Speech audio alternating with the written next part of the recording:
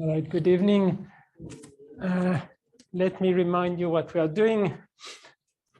So we are always considering this system, and I just stress once again that this is for discrete time, and I do this assumption that we have observations every time, or every time step, but this is not necessary. I mean, you can just iterate the free system a certain number of times before you have an observation. And later today, we will see something with continuous time, which I haven't presented, but it's not so difficult to imagine what is going on if you transform this into a continuous time system. Maybe I will introduce it in a few weeks or next week. Okay. I introduced two algorithms last week. One is called the extended Kalman filter. It's a rather simple extension of the Kalman filter. You don't, in the Kalman filter, it's very strict. You need a linear evolution, you need some Gaussian process, and so on. The extended Kalman filter doesn't require this, but you do a linearization. So I have written just one example here. When we do the evolution, we suppose, so x and a, it's just a variable, but it's going to be part of a distribution. So I assume that the value at this point, I do a Taylor expansion, is given by the function at a certain point, which is this average value or this expectation, plus a linear term. So this is just a Taylor expansion at this point. But it has a consequence that when you compute the expectation of f of this random variable, if you replace this f, when you take the expectation, you have an integral of this function at small x and a. So if you replace f at small x and a by this, when you compute the expectation, you end up with this one because the expectation of this one is vanishing. So it has many consequences when you do this assumption. And we do a similar assumption about the observation operator. I presented this last week. And you end up with an algorithm which looks like the Kalman filter without the assumption about f linear and h linear, but in the algorithm you do a linearization at each step. So I have given the formula. And now we have started with another approach, which is by using ensemble, which means we are going to use a family of observation or family of simulation. This is better. The first approach was stochastic in the following sense. So again, we don't need we don't do linearization, but as I said, we are going to use a forecast ensemble. So it's a family like this. And in this stochastic approach, once we have an observation, we add some noise. So I explain how we add some noise centered on this observation. And there is another clever observation that I made last week. In the linear Kalman filter, so when we have H a matrix, these two expressions appear in the Kalman game. But by a certain equality, you can observe that this can be written even in the nonlinear case. So even if H is not a matrix, you can give a meaning to this, and I gave it last week. And when you do this step, so first adding some noise, and then looking at this from a different perspective, you end up with an algorithm, and I have written it last week at the end. And in this algorithm, I have introduced these two notations, which I'm going to use again today. So what is it? X and j is one element of this, or x and fj is one element of this family of simulation. We subtract the mean value, and we divide by square root of j minus 1. This is just convenient. And I use this curly or Gothic h. And this is curly or Gothic x. And here we have the same for Gothic h, where we do the same. We take h, so the projection observation operator at this point, minus the average value of these things. And I also divide by the square root of j minus 1. So observe this is always based on one observation or one realization, I should say one realization minus the mean value plus this normalization. And here this is the observation on one simulation minus the mean value. And again, we divide by a constant. And now what we have defined also last week is a matrix. So observe that this is a vector in Rn, this is a vector in Rm. Because the system is evolving in Rn, the observations are in Rm. But now I can just collect J of them because we have J of them. So I can just put them next to each other and it generates a matrix. So it's a matrix N lines J columns and M lines J columns. And they will play a role today. And probably during the presentation, I will just forget sometimes the NF just for shortness. So this was already introduced last week, and it was used for writing this algorithm. But I will use this notation again. All right. So today we will see one more algorithm, which is also of the form ensemble Kalman filter, but it's without this addition of noise. And it's a few interesting things in it. Of course, if you have any question, you interrupt me. So last week there was a 1 when I introduced this. So today it's a number 2. It's called the deterministic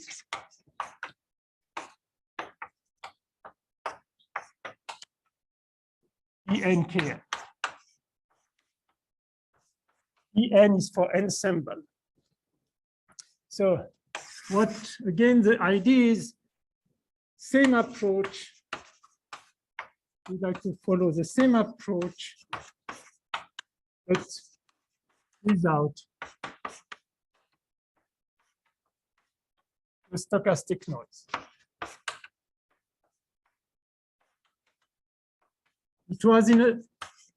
It was necessary to stabilize the system, but from other perspectives, it's not very nice to add artificially this noise. And I'm going to use this notation. So the starting point is this. Starting point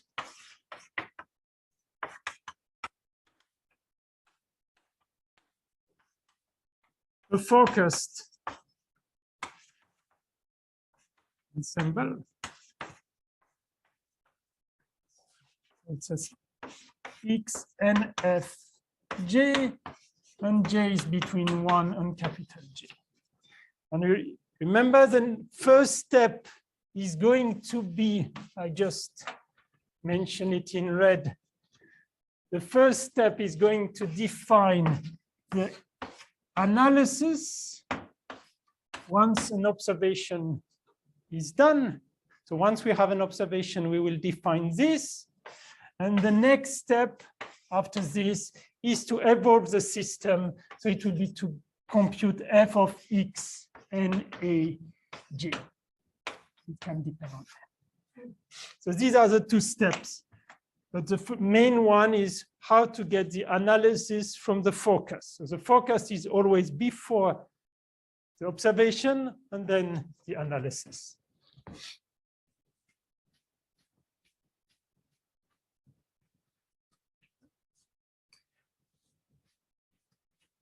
So firstly, it's essentially in 2 steps. We consider the mean value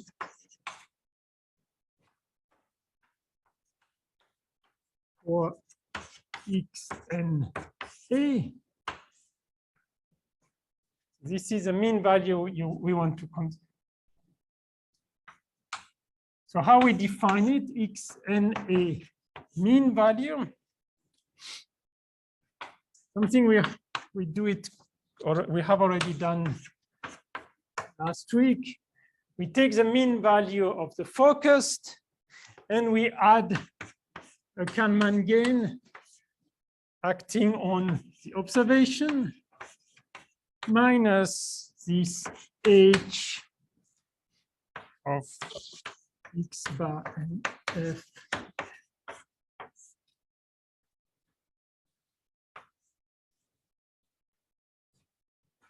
so average for the expected value for the analysis is the mean value for the focus plus a matrix applied to the observation minus the evolution, the observation operator applied to this mean value. But now what is this guy? This guy, we are going to take the expression computed last week, and the expression computed last week without the assumption that the evolution is linear was expressed in terms of this. So I can copy what we had obtained last week. Plus, so as I said, I'm going to simplify a little bit the notation. So I'm going to use without the NF whenever it is NF. So don't be surprised if I just write what is in red. But in the notes, everything is written. So it is this guy times this matrix. Oh, I don't need the parentheses then H transpose times H transpose plus R minus 1. This was the expression we had obtained last week without the assumption of H linear and F also linear. So this is the expression we had obtained last week. And then I need to apply this. Sorry, I have not so much space. We need to add to apply this to yn ops minus H of X bar and F. And I have maybe simplified one notation too much. This was the covariant matrix for, it was for the observation error, and there was an n. But everything is at fixed n, so it's not mandatory to add it. Okay, this is, and in my notes, this was an equality on page 81. I just write it. And now I can still simplify or change a little bit this expression. So again, every Gothic letter could have a NF. This is still equal to X bar NF plus 30.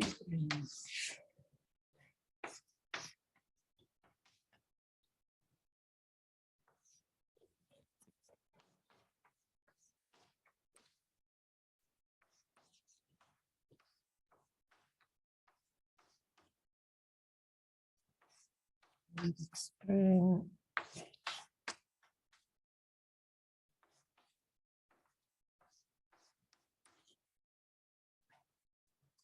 applied 2 times this y ops.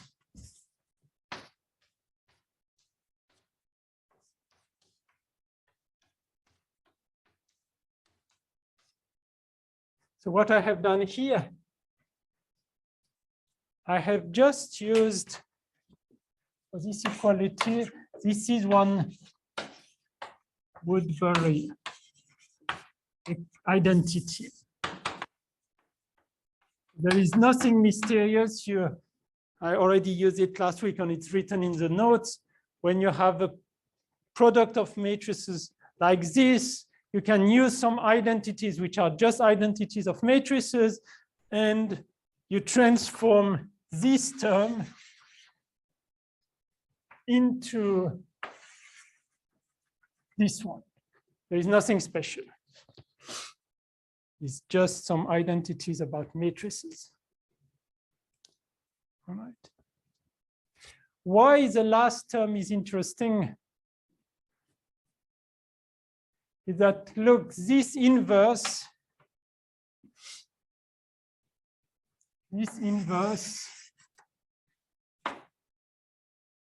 is taking place in Rj, and J is usually of small dimension. In what K1 is going to present us today, J is 3. So we can invert a matrix of dimension 3 rather easily, while this expression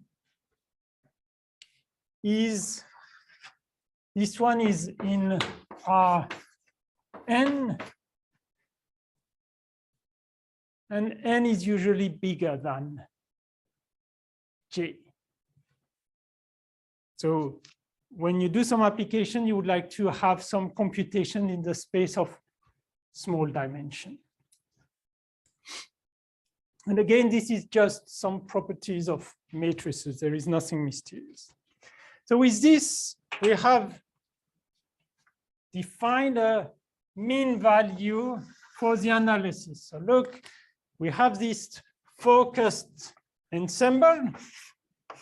It's a distribution of points. We define first a mean value for the analysis. So after the observation, this is why here we have the observation. It's after an observation. But I don't want to have only one point. The mean value, I want to have a distribution. And the last time in the stochastic approach, we obtained the J points by doing something stochastic. Now I want to do something slightly different. Is there any question? Again, with this formula, I have not assumed any special form for the evolution or for the observation operator. Even though the observation operator in many applications is just a projection, so it's a matrix, it's not always the case. But the good point in the small dimension in general. So now the second point, secondly.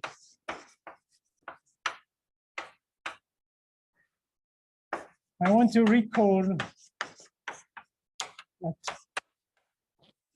the covariance, or I should write this sample. So whenever you have a sample, the sample covariance matrix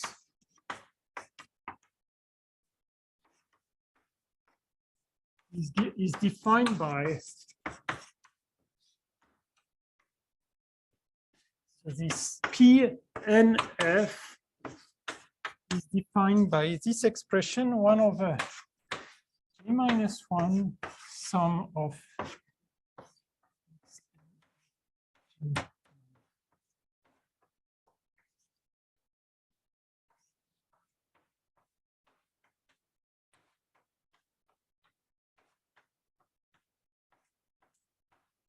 this is a usual expression for a covariance matrix whenever you have a sample. And if you use the notation which I have introduced at the beginning, this is this Gothic H time Gothic H transpose, because you just check, you had this square root of J minus 1, but when you take it twice, it makes J minus 1. And this sum is nothing but the product of matrices. So these are exactly the same. So we would like to have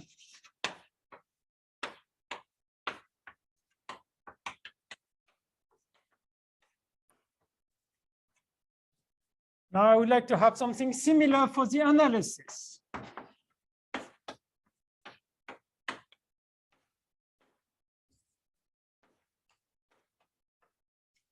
Careful here, I have to write the index NA, because without index, I have used it for the forecast. But now I would like to have something. Oh, sorry, there is a transpose. Yeah, transpose here.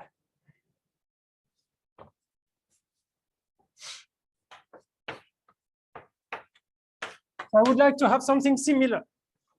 But so far, I haven't defined this. I need to define it. This was defined. We have the mean value for the analysis, but not a vector. So I need to define this. All right. So this is my next goal, to define something like this.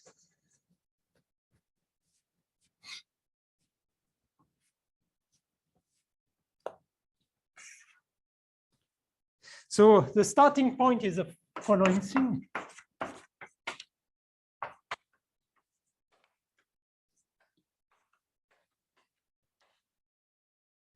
Is a formula.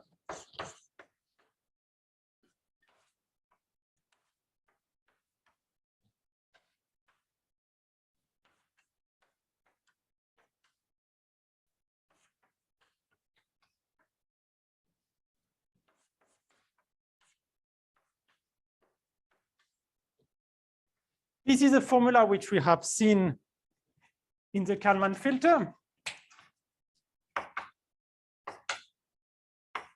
Seen for Kalman filter.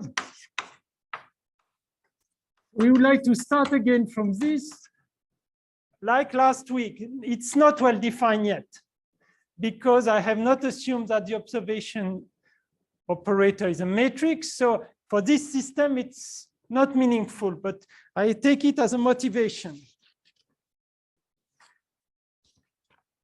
And I will replace it by something meaningful. So let me just write it once again as PNF minus KNHN PNF.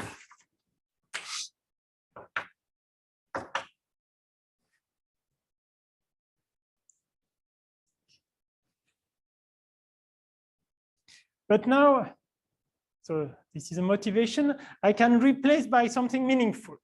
So what is meaningful? This PNF, I can replace it by this. So I can write this is equal to, I'm going to write it like this, XX transpose. So without the NF. K, we have already recalled it before, probably it was this or something like this. So I'm going to write it. So minus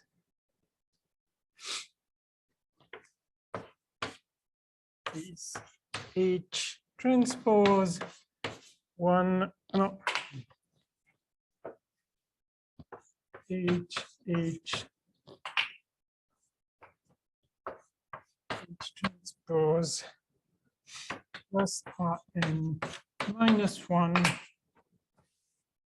So this was what we have written last week. Oh no, it's not finished.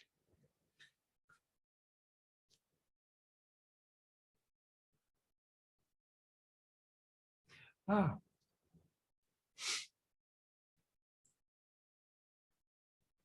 Okay, let me finish what I have to write.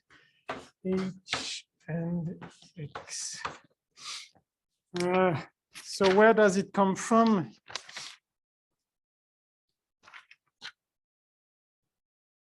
All right. So the Kalman gain matrix is just this part. And then the second, what is this Hn, this part? I can write it. There is one more step.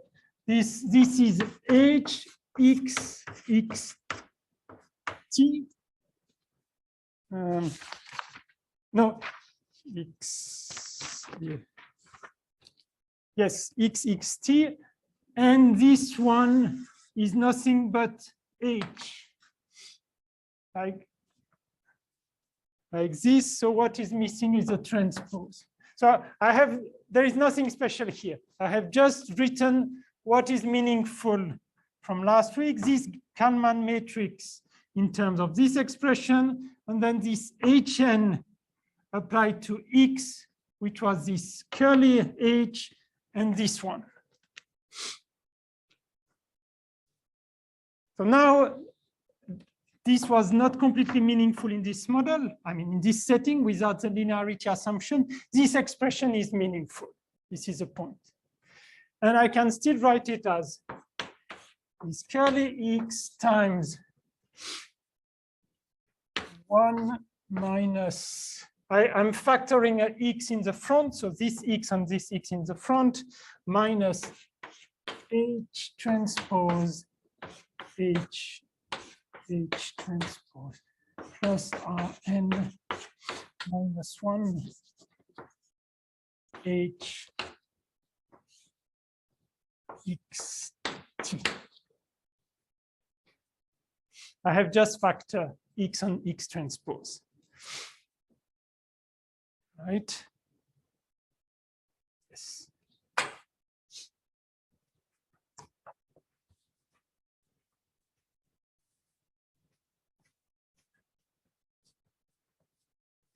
And now you have to observe one thing. Look at this. Everything, all these things are matrices. I'm claiming, and it will be visible again, that in fact this matrix is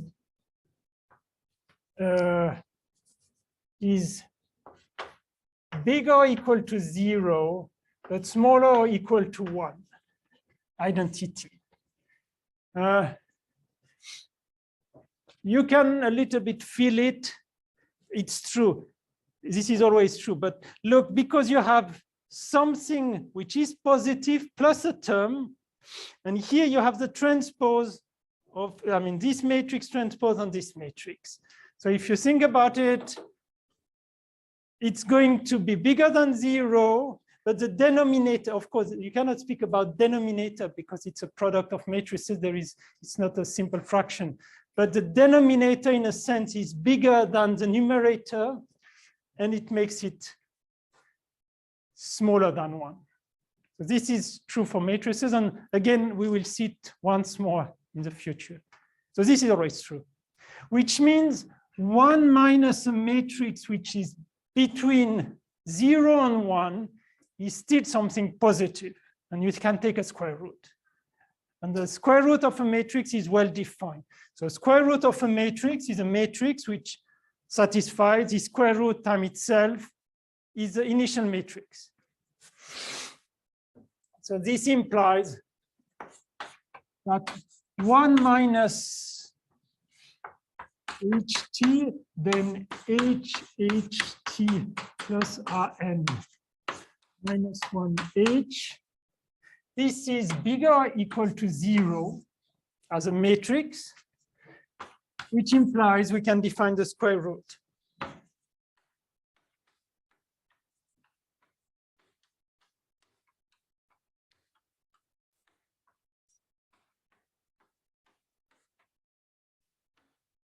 Of this matrix.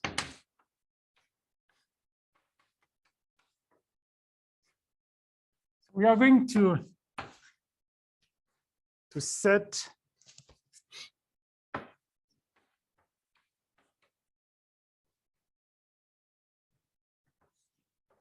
X and A. Look, we have X, a matrix, and I can take its square root. So it means I take the square root and then take the square times X transpose. So I'm going to write this as X times 1 minus H 8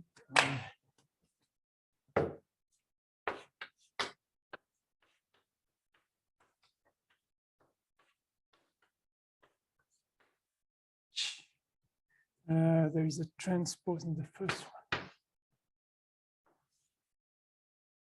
Square root. And now I should write it again, right? But I'm going to write it like this. Ah, okay.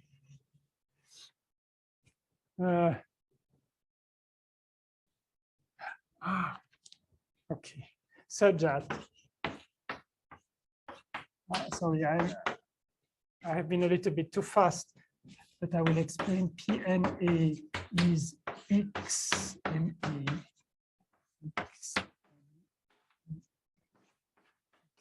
Okay, copy this definition, and I will explain once again. With U,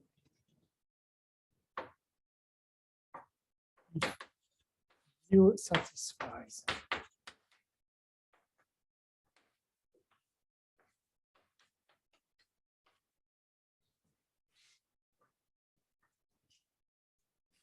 Let me explain.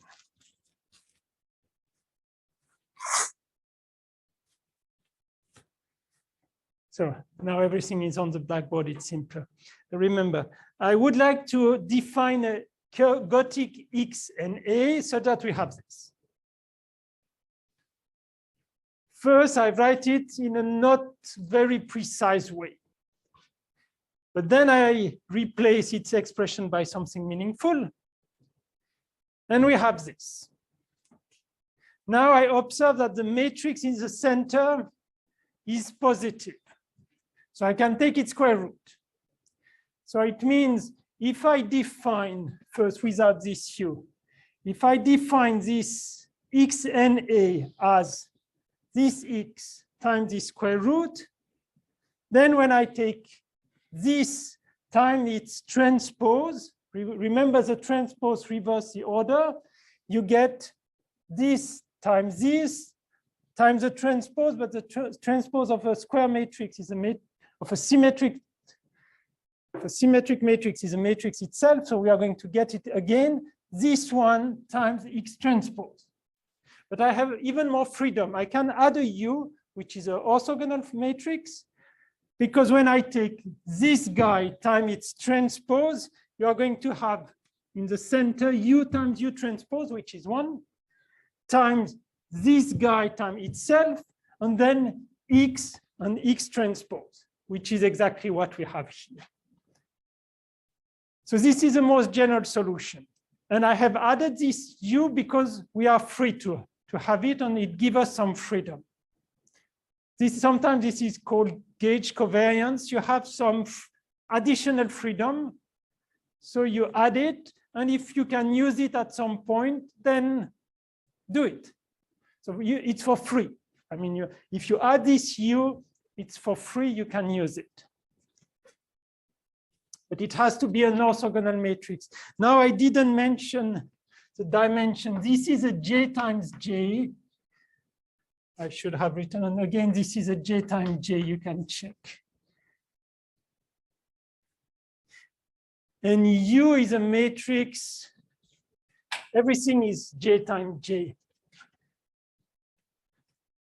This U is also a matrix M J times J.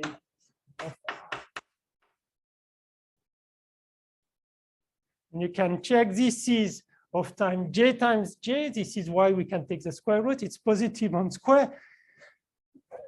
So, and then this one is a J times, no, it's a N times J. So we can do this product and we end up again with a vector which is of dimension N. Or no, we end up with a good dimension. But we have this freedom with U. Do you have any question? It's not so simple, but you can check every step. We use the positivity, the square root of a matrix. It's well defined. I define it like this, and then this X and A satisfies this. I mean, what I wanted is satisfied. And I have this additional freedom here. I still want to simplify a little bit this expression. And we are going to use Woodbury identity again. And the details are written in the notes. So I want to I still want to simplify this expression here.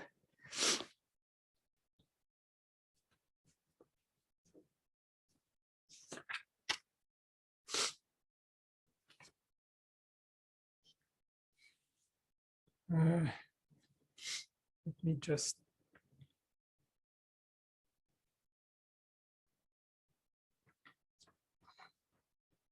So we have this expression. So by Woodbury.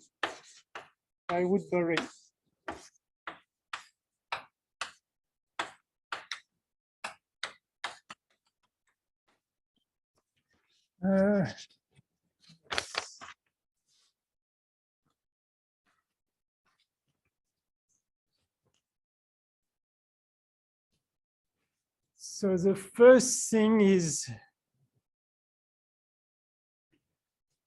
by Woodbury and I copy what is underlined. We have 1 minus this HT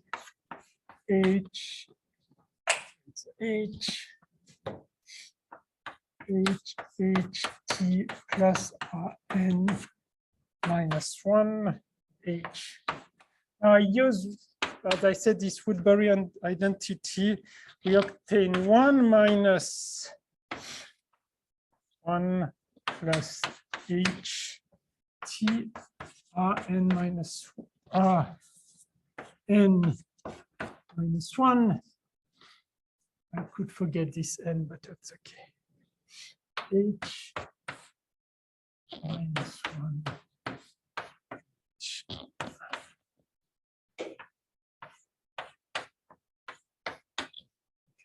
You can check. I have written the formula I'm using. This guy by Woodbury identity can be rewritten like this. It's just a matter of writing the correct equality. And now I'm going to factor these parentheses. So I'm going to factor it as 1 plus HT Rn minus 1 H minus 1. So if I factor it and I had just 1, I need to multiply by this 1 plus H T Rn minus 1 H. So it makes 1 minus, and I have factored this, so minus H Rn minus 1. There is probably a transpose missing. Let me check. Here, I suspect that there is a transpose missing. Yes, sorry, here there is a transpose. This is from Woodbury identity, sorry. This one was missing. Okay, and now what you observe, and sorry, I have to add it here. You observe that these two terms cancel. This is the same as this one, which means that we have just 1 plus HT Rn minus 1 H minus 1.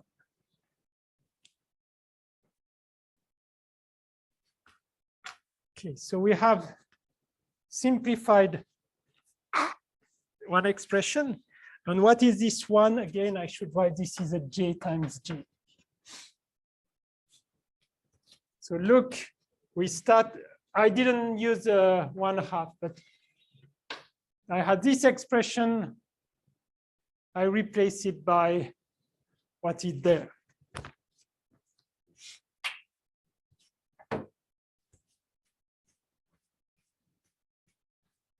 This is just computation with matrices. But this is not what we do in linear algebra. It's a little bit more advanced. So thus,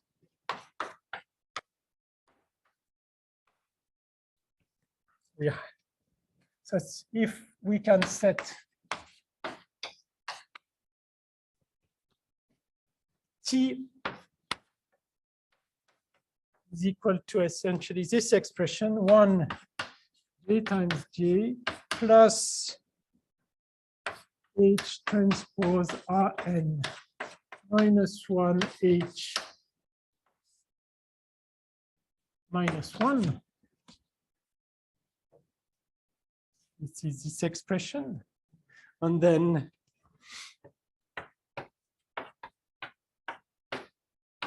X N A, it's is equal to X T 1/2 U. This is, I have not done anything here. Now I have given a name to this, and so I use it here. X and A is this X time the 1/2 of what I have defined, and then U. That's it. And still T and A, which is what I wanted, is nothing but this X and A transpose. Right? Because this is what we wanted from the beginning.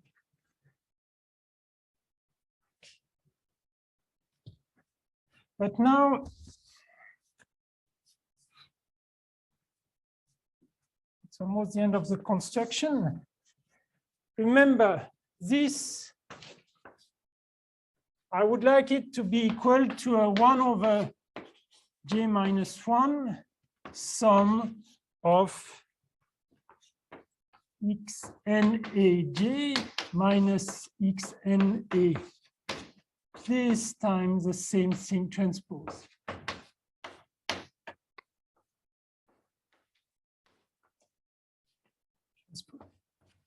Because this is a sample covariance matrix.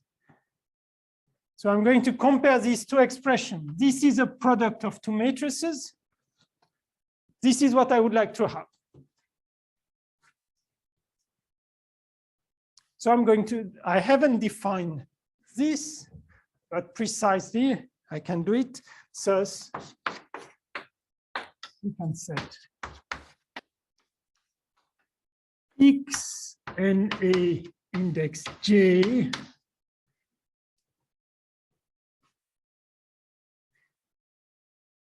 remember, this is, there is also a sum here because it's a product of matrices.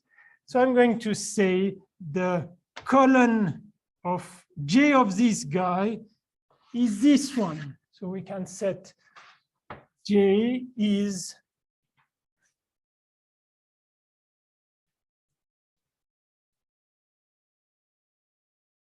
one over square root of J minus 1 times X N A J minus this.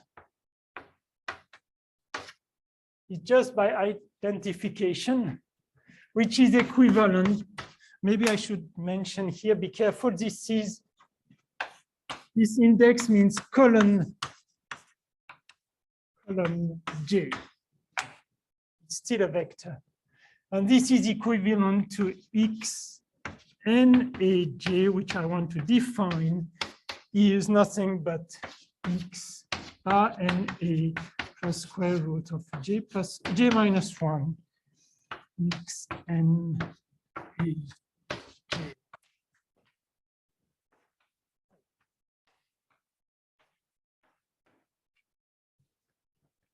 Right. This is the end of the construction. I was looking for a family of points, and at least I have defined something. Now we have to check that it has the good properties, and this will come a little bit later. So I can write the entire algorithm. And in fact, this is called ETKF. And we will just go through all the process we have done. So we end up with the algorithm called ETKF. And this is for ensemble transform Kalman filter.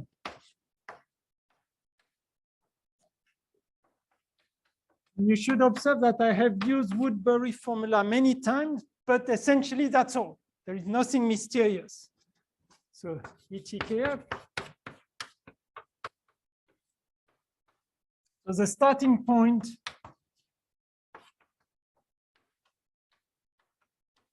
is family of focused ensemble. So I need to do something and end up with a family of focused ensemble for the next time. So the first one is define. First step is define X bar and F. I don't recall the definition. Oh, no. This is simply the mean value and Gothic X and F. And this one and F. Let's say J, or maybe I give the definition. This is 1 over J, sum of X and F J. This is a definition for the mean value. This one is the 1 over square root of J minus 1. X and F J minus the mean value. And the H is also 1 over square root of J minus 1. And then H of X and F J, it could depend on N minus the mean value minus 1 over J. H, X, and F, K. So I had already given these definitions.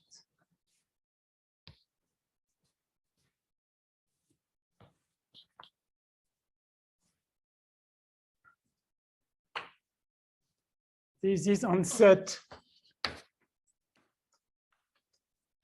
X and F as X and F1 up to X and Fj as a matrix, and H and F also as H and F1 up to H and Fj.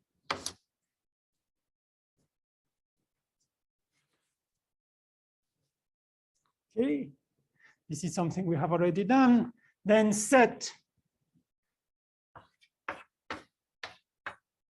T. It's no more here, but I can do it. It is 1 J times J plus H and F Rn minus 1 H and F. There is probably a transpose. The first guy, H and F transpose Rn minus 1 H and F minus 1.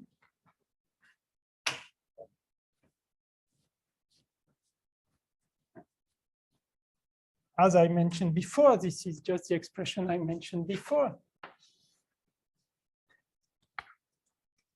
3. Now I choose U. Choose U. Also,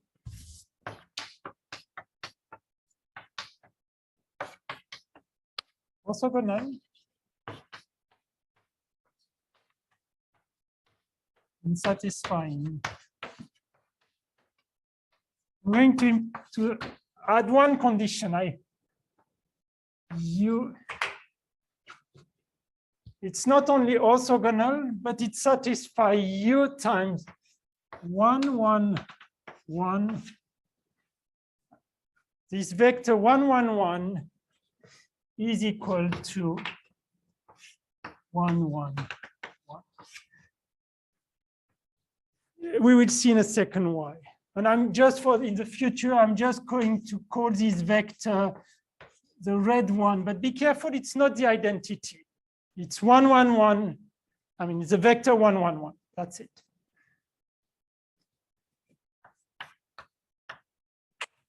And we will see why.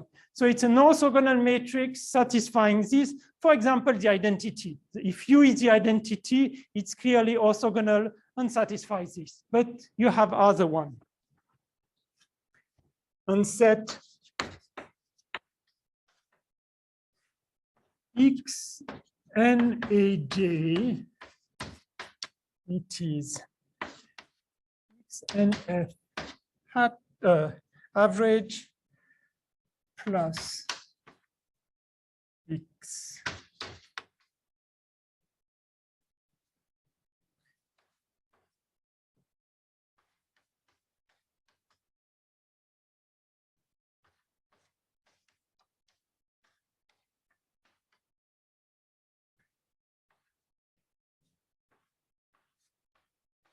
Sorry, I should have taken another line. H.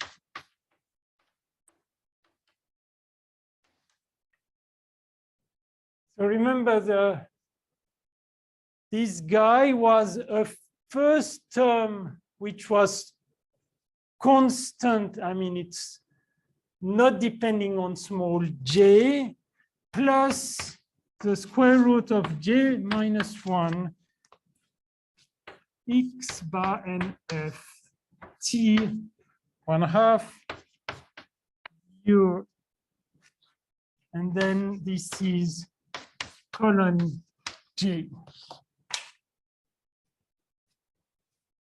This is colon.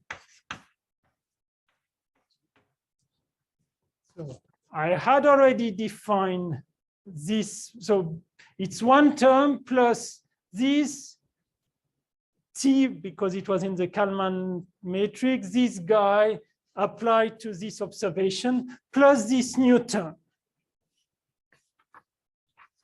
In the last part, one has P N A equal to X bar E. Suppose.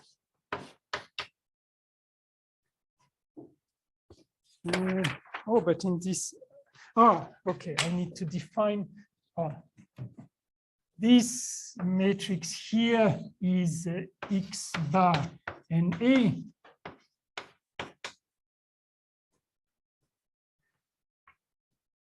And we can set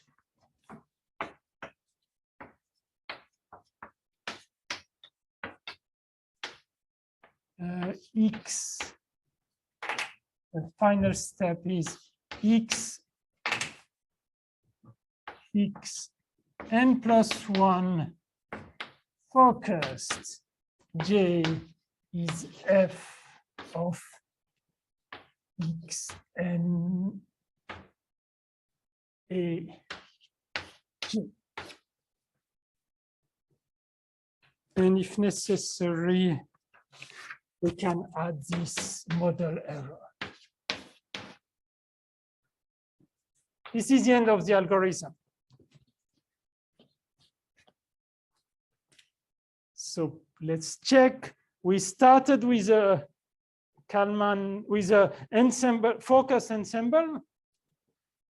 I defined something in terms of this focus ensemble. I define a T which is positive. By the way, you can check, before it was defined slightly differently, but again, it's 1 plus something, and clearly it is positive. It's another way to see it. Before it was more difficult to see it, but now it's clearly 1 plus something positive. So this is positive. I have this freedom about U, and I define the analysis ensemble with this plus this square root of j minus 1 times this guy, colon j. And we did it so that we have this. So we have this analysis ensemble, this covariance matrix, and we can define the next step. So the next family, x n plus 1 f focused, so focused index G. And now we can iterate. So there is one trick, but I'm not sure I will do it right now because I want to give half an hour to Q&A. You know, we have defined this, but we need to check. I will just do it next time at the beginning.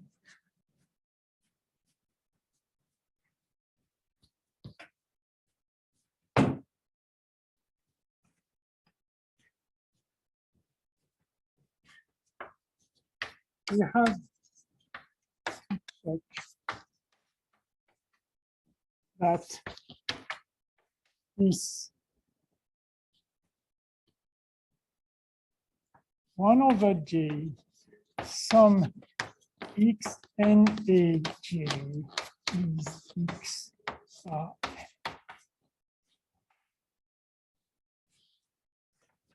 And what is this x bar n a?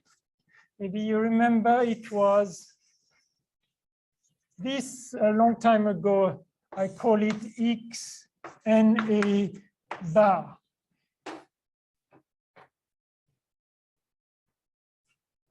When I started with this algorithm, I have written x n a bar is this. And now I have added something. But nevertheless, this relation should hold. Otherwise, it means when I had one value, it's a vector x n a bar. I have constructed a family of points around with this x n a j, but now this is the x n a j. These points are x n a j. I need to check that when I compute the mean value of this x n a j, I'm back to this point, the initial point. Otherwise, there is a problem. I would have bias, or I would have created something which doesn't have this mean value.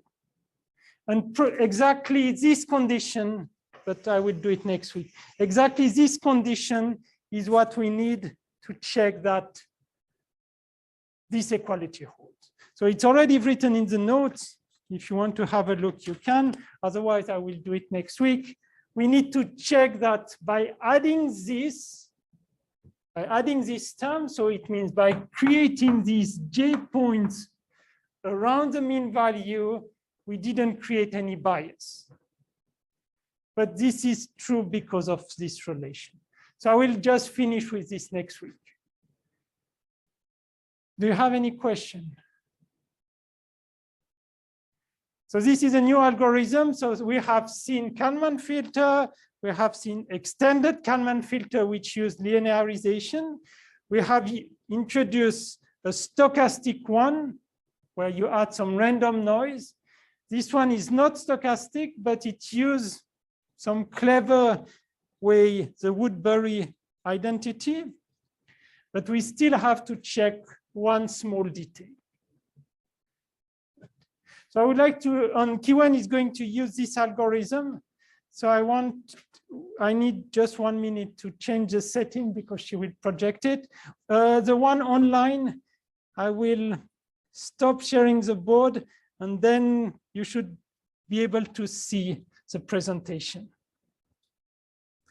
Okay, so let me Sorry, I need 1 minute to prepare the setting.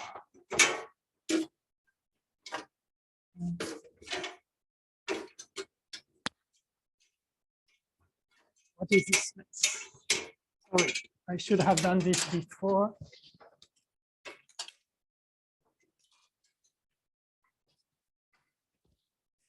And the key one, can you turn this on itself?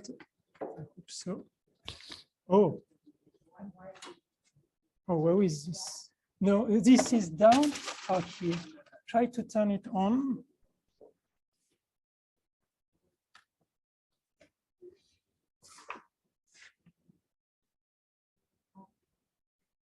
Yes, this should be on.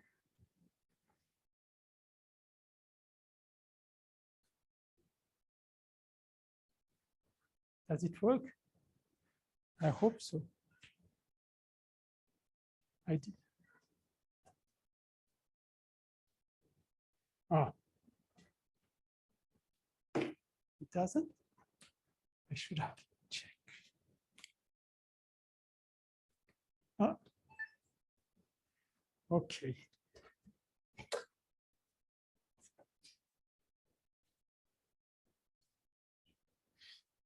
All right. So online, I will share my screen, and I hope if at one point when you should tell me if you see the presentation. Here, can you confirm that you see this presentation? Yes. Okay, good. So I just need to make it available for the one in the room as well. And Kiwen, take this. Yes. And take this as well. What is this?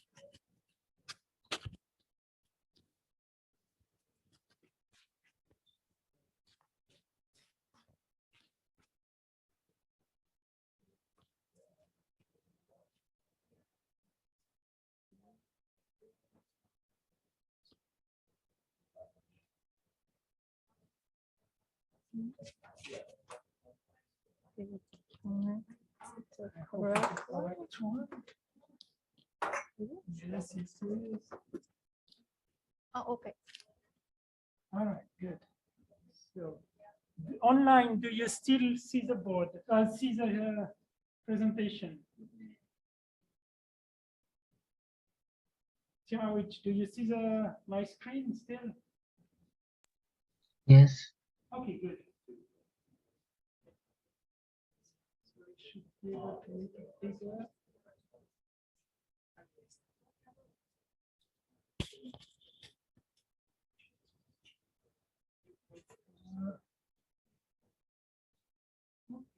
You still see it?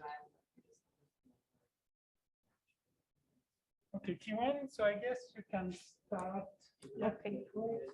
Okay. If you have a question. All right. Yeah. So I guess maybe I should introduce who is Kiwen. So Kiwen, sorry. So probably you know Kiwen is a teaching assistant. She's currently a PhD student finishing in 10 days. So she has a defense in 10 days. And she has been working on data assimilation for different use of data assimilation. And now she presents one of them. Thank you. Thank you for the introduction. Okay, so I guess I have 25 minutes. So I'm going to introduce this study. This is one of the project in my PhD program. Okay, so the control simulation experiments with the Lawrence 63 model.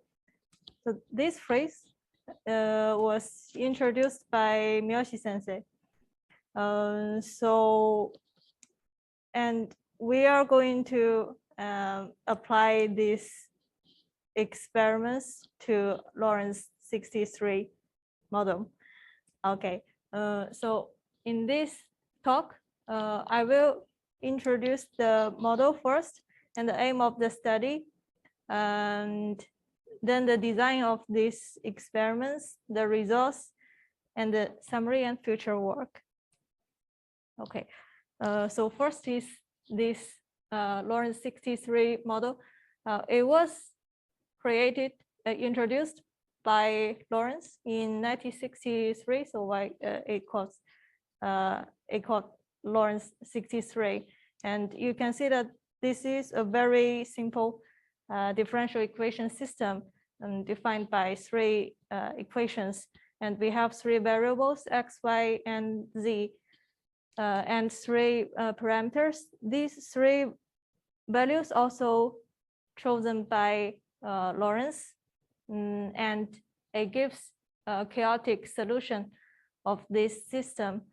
So here you can see a trajectory of the solution of the system given a certain initial condition.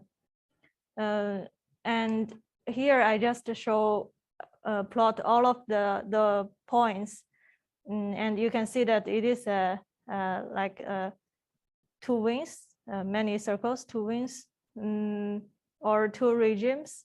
And if you start from some initial point out of here, you always go back to this part. So, and it looks like a butterfly. So it also called butterfly attractor.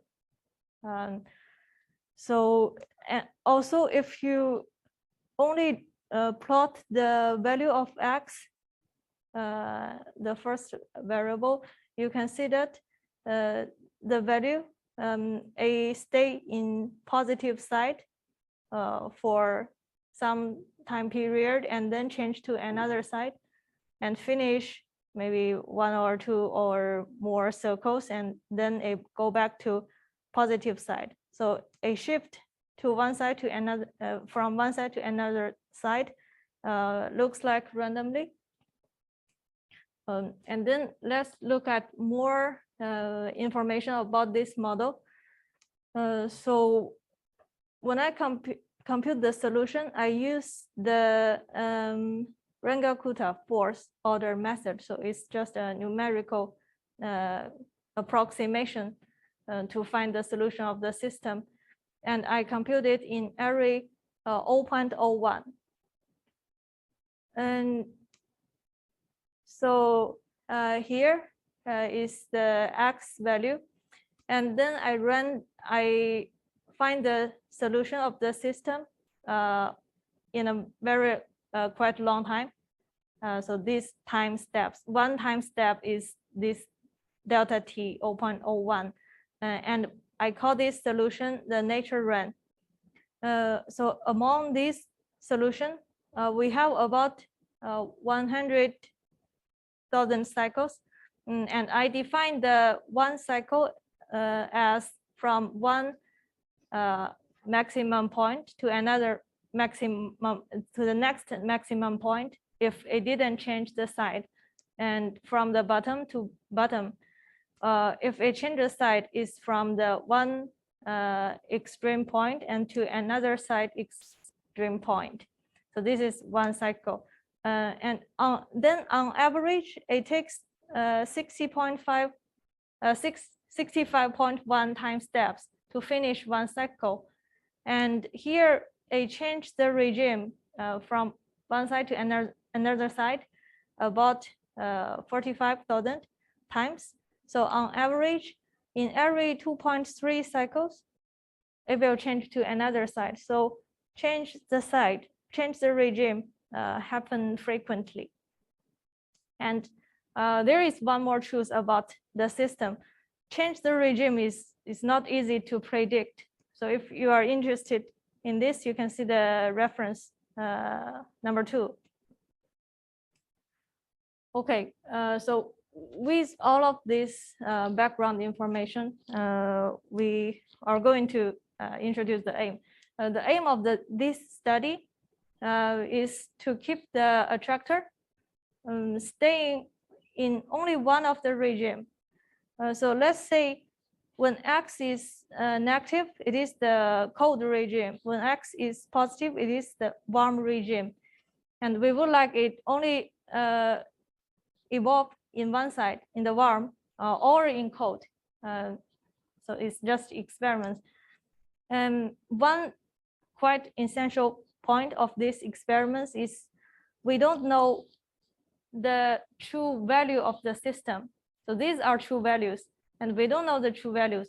We only have the noised observations of the three variables. So this is same as the idea of data assimilation. We don't know the truth. We only have noised observations, and we never know the true state of the system. So how should we do that? This is the design of the CSE. First observations are synthetic observations. So we created by using the nature run, the truth, and plus some random noise, follow normal distribution for the three variables with mean 0 and variance 2. So here, for a certain time Tm, we start our forecast. And for the forecast, we have just learned that in this ENKF, we have this forecast step. So this is the forecast. We want to know what happened in the next step. And for a certain step, we have the forecast. And since I use the ensemble common filter, so the forecast is given by ensemble members. So I have several forecasts. And then I forecast for T steps. The T can change, maybe 10 steps or 100 steps, depend on your needs. So when you do the forecast, if nothing happened, means your forecast shows it will not change to another side, then you do nothing. You go to the next time step, that observation available. So for my case, every 8 step, I observe the system. So why 8? Because in the previous study, the ENKF has tested with this, the accuracy of analysis has been tested with Lawrence 63. And Miyoshi Sensei is also one author of the previous study. So we would like to keep the setting same as before. That's why we observe every 8 time step. So when the observation available, we have the forecast here, we have observation, and then we do the update by using all you have learned here. So the ENKF, ETKF play a role just to update the forecast to the analysis. And then we do another T steps forecast. So if in this new forecast, at least one of the ensemble member shows change of regime, then it is an alarm. You should do something to avoid the change of regime. So what we do is we perturb the system. After this time point, when we know there is a change of regime alarm, and we perturb in area 0.01 until the next observation available. So which means we perturb it 7 times. For perturb, I mean just change the initial condition for each integration. So I integrate it in area 0.01. And then your truth change. That means the future evolution will also change. And we expect that this is going to change the future to avoid change of regime. But the problem here is how should we find efficient perturbation signals? And also, like if you want to forecast T steps, should it be very long or should it be close? If you focus longer, the Lawrence 63 model has a property that lose the long-term predictability. So you cannot do a very long forecast. But if you focus shorter, And maybe you are too close to the change of regime and it's too late. So let's look at, let me just answer the first question. How should we find the efficient perturbation? So we use the ENKF or ETKF. And since this is a small system, particles is 3, ensemble member is 3, so it is big enough. We use 3 ensemble member, we observe every 8 time steps, and we run this system for 8,000 time steps. So we have 3 ensemble member, and at least one of them show change of regime. So that one is a bad candidate. And maybe one of them doesn't show change of regime. So look at the blue one. There are 2 show change of regime, and one of them didn't show change of regime. The black one is the truth, which is unobservable. And then we just take the difference between the good candidate and randomly choose one of the bad candidate and take the difference here in the forecast. And we have several perturbation vector just by taking the difference and then rescale it to a certain size and apply it to the original system. And we expect that by adding this perturbation, the system will be more close to the good candidate instead of the bad candidate. And the first picture, the red curve is the black curve after perturbation. And you can see that this action avoid the change of regime. So this is a success control. We call it NR change by control, and I use red color. So that is how we find the difference. So we find the friends, several friends, but look similar to the original one, but some of them are good, some of them are bad, and we would like to drag the choose to the good candidate. But you may have a question that if none of them are good candidate, what should we do? You only have 3. If 3 of them show change of regime, then you don't have the good candidate. What we do is we are here and we go back to 8 time steps before. At that time point, you still have 3 of them, and you should have good candidate if you continue find backward. So yeah, but sometimes when the truth didn't change regime, but your ensemble members show alarm, then it is false alarm. So you do something that you don't need to do, just perturb the system. And sometimes you do a correct forecast and you apply the perturbation, but it doesn't help. The red one still cross the regime, then it is a fail control for this action. But since you observe every 6 time step, so later on you may have chance to just drag it back. Okay, so let's look at some results. First, before using the designed one, let's have a look at the random perturbation. So it's just when the system suggests that you should apply perturbation, then I apply perturbation, but just a random signal to the system. And you can see that it doesn't have all the red points is the time that I apply the perturbation. And it seems that the forecast is good, but since you just apply random noise, it doesn't help for the system. So you still shift from one side to another side. So random perturbation is not efficient. And then this is the result for the designed one that I explained in the 2 slides before. So this is a comparison.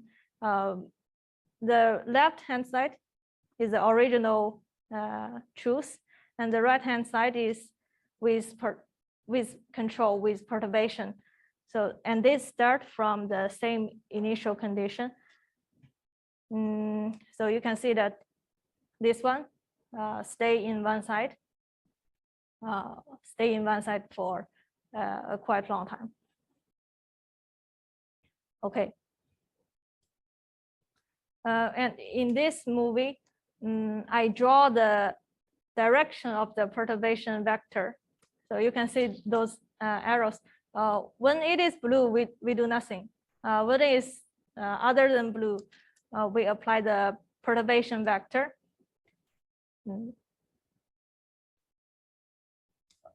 Okay, so yeah, you can see the direction, and the direction looks quite clear, but be careful. Here, it is much more bigger than what I applied. I make it bigger just to let you see it clear. So it's much more smaller than this length. And now let's have a look at the complete result. What I test is for different focus lengths T. So I mentioned that you can focus longer for each time, and you can focus shorter. And for different D is the size of perturbation vector. We expect that for very small perturbation vector, it may not be very efficient, and the result is more or less similar to what we expect. So here, T0 is the length of one cycle is 75.1, and we times the number, so 1.5 cycle, 2 cycles, until 4 cycles. And here is the success rate because we repeat the experiments for 40 independent runs for each combination, and each independent run with different initial condition. So this is the success time divided by 40. And you can see that with short focus length and small norm, it is not efficient. But with this combination, it is quite efficient. And here is the control. This table is for control perturbation is 3-dimensional vector.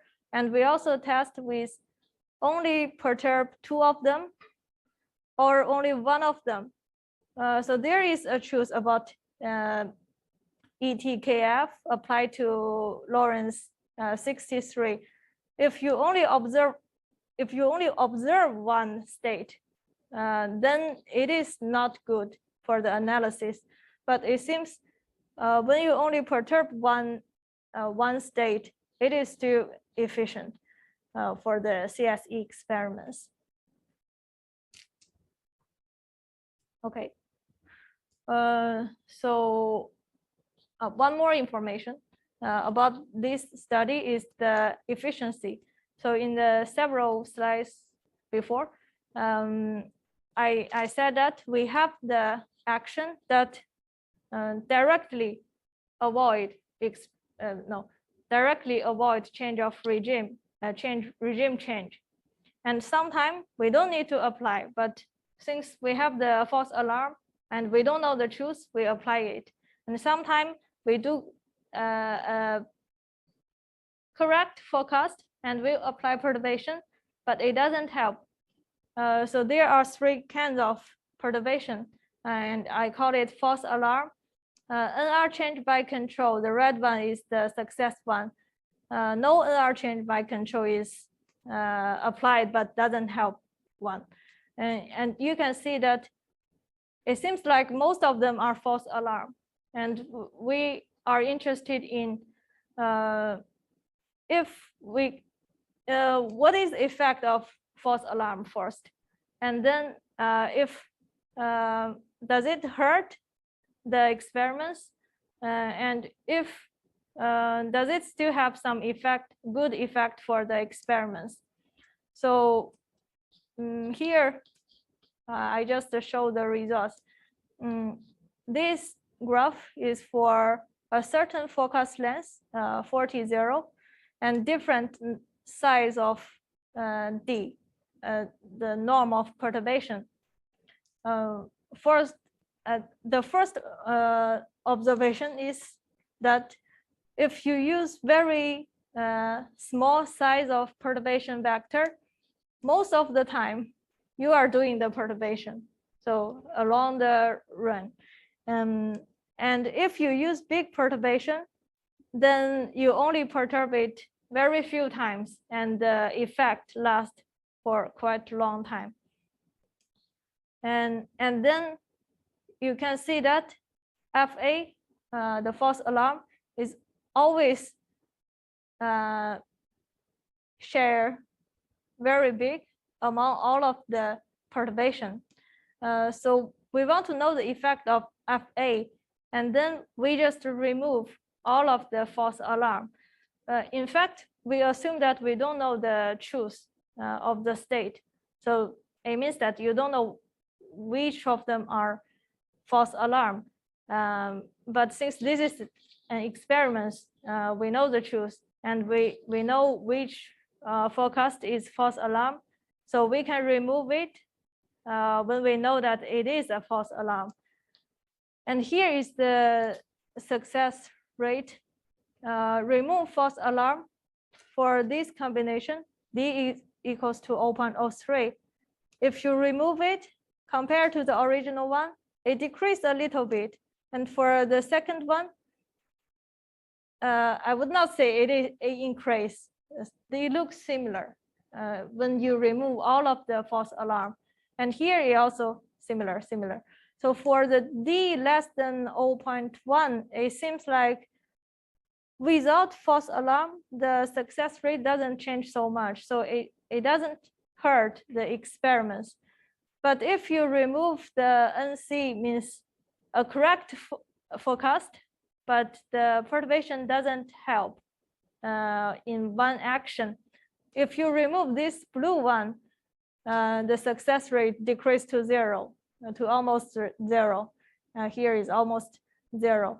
So it means that this perturbation is have the effect for future, even though it didn't remove the change of regime, avoid it, certainly it has the effect in future. It has accumulated effect. If you remove both of them, all of them decrease to 0. But for bigger perturbation size, the result is not clear. We also see it in the paper. Okay. Yeah. Okay. So the last, I show this movie again with the arrows. You can see for the yellow one, it seems like the yellow one, the false alarm attractor, push it into the center other than close to the border. So if you want to go to another side, you have to go close to the border, and those make it shrink to the center. So it helps avoid it. So I would not say it is a false alarm. It still has some effect. If we don't draw this graph, we don't see this. Okay, so in summary, this CSE is effective, at least for these experiments. And it is less effective with too small norm or too big norm, too short forecast length or partial observation. I didn't show these results, but it is in the paper, or less accurate analysis. And the last one is the future work. It is no more future work now because we have already carried out them. We would like, why we do these experiments? Because we would like to apply it to a more complex chaotic system, for example, the weather forecast model, and to avoid some extreme events, for example, in Lawrence 96, still a toy model, or in the weather forecast model to avoid rainfall, typhoon model. So And these experiments has been carried out, but I may have the paper for the first one. Others are just presentations given by other member of the team, but they are not published. So maybe you can have a look at it future, but they are still quite successful with this setting. Okay, yeah, so you can find some information for the Lawrence 63 and loss of predictability in the second one, and this is the paper. Thank you very much.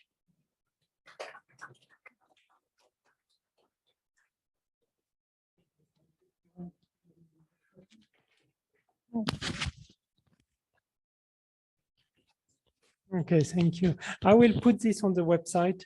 So if you're interested, you can have a look on the website. I will do it later. Do you have any question or any remark?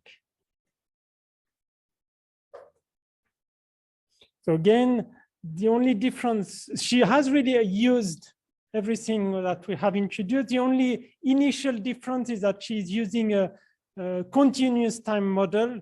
But when she has a continuous time model, the first step is to discretize the time. So we are back to a discrete time. And then there are no observation at every point step, but every 8 point step or something like this. So, but I already explained that, yeah, even if I introduce an observation more regularly, you can just have a free evolution for a longer period. It doesn't change. So this is really an application of what we have seen. Most probably in 3 weeks, she will introduce Lawrence 96 about extreme quantities. We want to avoid extreme values for another model. And it's again an application of what we are going to see. Okay. Any question or remark?